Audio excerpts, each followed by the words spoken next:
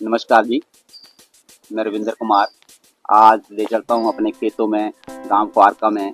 वहाँ पर जो है खेतों की जो है वो हलवाई जिसको बोलते हैं या फिर हाड़ बोलते हैं, जो हमारे हिमाचल के गेहूं इलाके कटाई में के जो बाद। है गेहूँ कुटाई के बाद जो करते हैं, हल वगैरह चलाते हैं। तो अब तो ज़माना वो बैलों वाला नहीं रहा है, अब ट्रैक्टर वगैरह से ही जो है काम होता है। तो पुराने ज़माने में कैसे काम होता था, हमारे चाचा जी हमारे साथ बैठे हुए हैं, श्री हरिचंद जी, जो कि लगभग 80 साल से ऊपर है इनकी आयु। तो हम चाहते हैं कि इनसे हमें भी कुछ जो है जानकारी जो है वो मिले, ताकि आने वाली पीढ़ियां भी उस जानकारी को जो है वो प्राप्त कर सकें। तो सभी किसान भाइयों और बाकी सभी दोस्तों, मेरा सभी आपसे निवेदन रहेगा कि जो ये अच्छी अच्छी बातें जो है हमें बताते रहते हैं, हम इस जानकारी को जो है अपने यूट्यूब चैनल के ऊपर अपलोड करते हैं। तो आपसे भी निवेदन रहेगा कि आप भी इस वीडियो को जरूर देखें। तो चलिए इससे पूछते हैं कि चाचा जी, अब ये आजकल तो हर जैसे बताते हैं कि 6 महीने के बाद जो है वो हर बार जो है वो हल चलाते हैं हम लोग।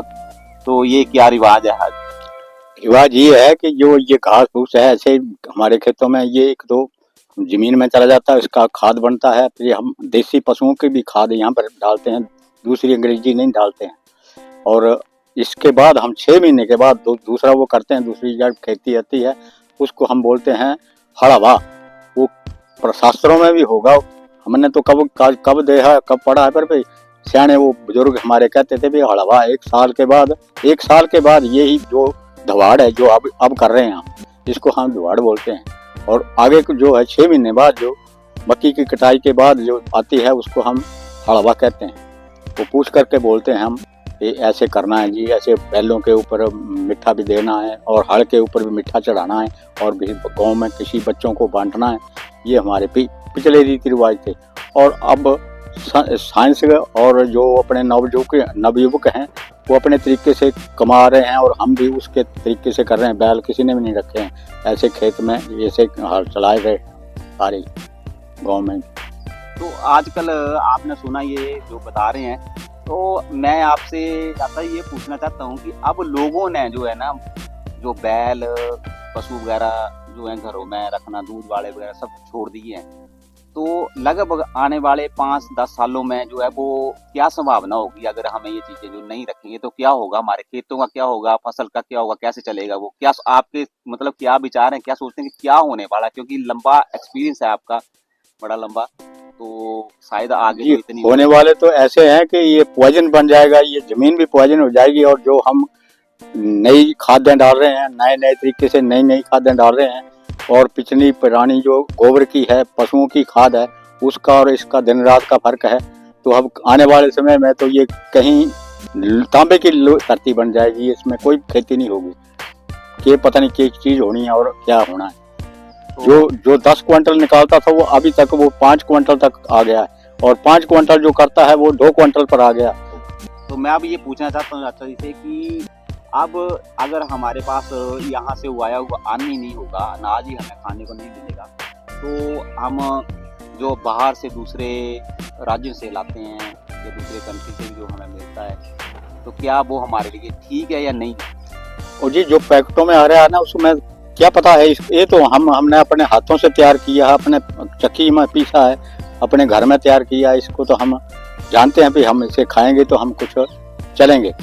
और जो दूसरे बार वाला है तो बीमारी का घर है, वो तो क्या पता क्या क्या डाला हुआ है उन्होंने, वो तो मिश्रण कर रहे हैं, वो तो पैसा कमा रहे हैं, जेब भर रहे हैं अपनी। हमारे को तो बीमार कर रहे हैं, हम डॉक्टरों के पास चक्कर काट रहे हैं, कुछ को हार्ट अटैक हो रहा है, किसी को कुछ हो रहा है। ये अभी तक पहले क्यों नहीं होता था ये हार्ट अटैक वगैरह वगैरह? तो ये नई नई खाद्यों के वजह से ही, और कोई पॉइजन पाने से, जैसे हम खेती पे एक बार एक मैल डाल दिया, दूसरी बार दूसरी खाद डाल देनी, फिर उसी तरह ये धरती जो है खराब हो चुकी है। हाँ, तो जैसा आप सुन रहे हैं, तो हमारे लिए आने वाली पीढ़ी के लिए बड़ा दुखद संदेश है ये, कि अगर ऐसा होता रहा तो हमारी ज़मीनें जो हैं वो जहर उगलेगी। जब भी हम कोई फसल की बिजाई करेंगे इसके ऊपर, तो जो फसल उग के आएगी वो प्योर जहर होगा। तो मैं अपने बड़े भाई जी से अब चाहूँगा कि वो कुछ सब जो हैं ये बताएं, ताकि आने वाली पीढ़ियां जो हैं वो भी जान सकें कि ऐसा जो है संभावना हो सकती है। क्योंकि हम लोग अभी तो सोच रहे हैं कि अभी तक दिल्ली बहुत दूर है, देखेंगे जब आएगा समय तो करेंगे, लेकिन ऐसा नहीं है। अब समय नज़दीक ही है। अब धीरे धीरे जो है वो हर घर तक वो है जो कोई भी फसल की बिजाई नहीं कर रहा है, और ज़मीनें जो है खाली पड़ी हुई हैं, और जो कर रहे हैं वो रासायनिक खादों का प्रयोग कर रहे हैं। तो इससे जो है वो हमारे देश का नुकसान ही होने वाला है। तो दोस्तों सुनेंगे अब ये क्या अपने विचार रखते हैं। भाई और बहनों, जैसे कि अभी हमारे चाचा जी ने आपको बताया, हमारी जो नई पीढ़ी है वो आराम प्रस्त हो गई है। आज की तरफ बिल्कुल ध्यान नहीं है उनका। अगर किसान अब खेती नहीं करेगा तो अनाज आएगा कहाँ से? जिस तरह से अनाज आप देख रहे हैं पंजाब में और स्टेटों में भी, जो रासायनिक खाद और पेस्टिसाइड यूज होते हैं, पंजाब जो है वो कैंसर का गढ़ बन चुका है। अब पंजाब के बाद दूसरा नंबर हिमाचल का ही है।